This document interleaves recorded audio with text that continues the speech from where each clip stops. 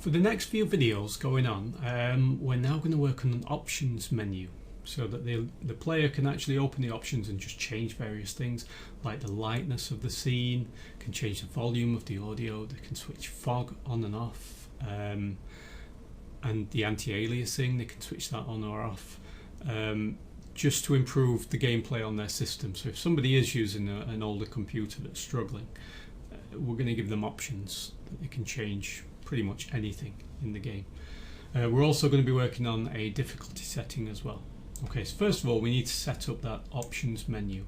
So let's just find our canvas. Okay, and we're going to right click on the canvas. It's going to be UI and it's going to be a new panel.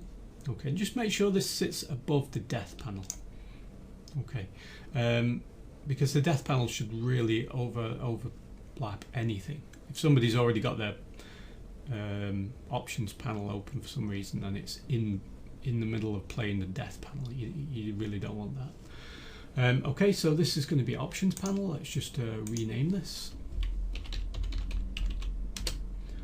Okay, now I don't want this white. In fact, I actually want it to be completely blank.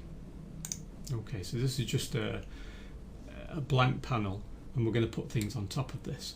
So the kind of things that we can use in the UI, we've obviously already used text, and we will need text in order to put like labels on everything. We won't be needing any images in this one, but we will be needing a few buttons. Now we've not used toggles yet, so if you can put a little toggle in, and obviously that's just a little checkbox. Okay, and you can scale any of these up, by the way.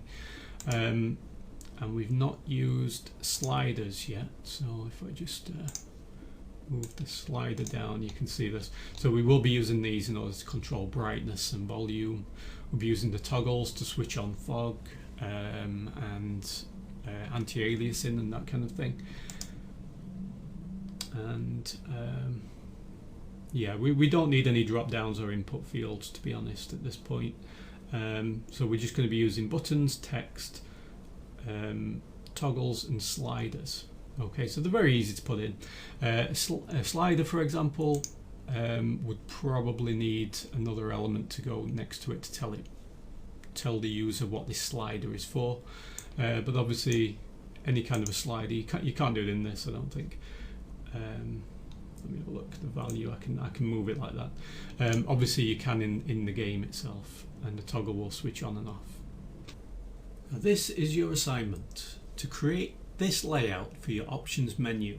Okay, so there should be 3 difficulty settings: easy, medium and hard, and they're all buttons, so that when you move over these buttons, obviously they highlight a certain colour, and when you press them they turn a different colour to show that you've actually highlighted them. A couple of toggle boxes, one for anti-aliasing, one for fog, so that when you click them you can switch them off. A lighting slider, so lighting is a label and then this is the slider, so that you can drag that up and down. A sound slider, and then a reset defaults button. Okay, so that's your task, to create that. And obviously do it under the options panel, so you can just right click on that UI and choose whatever you want from there. As you can see, I've got all my titles, buttons, toggles, etc. all set up. For these particular toggles, I found that they come in quite small. Now I didn't scale this bit up, but I did scale up the actual toggle box to 2, and then the label I had to go into, let me have a look. I had to go into this and basically drag the rect around that so that the text would actually show up.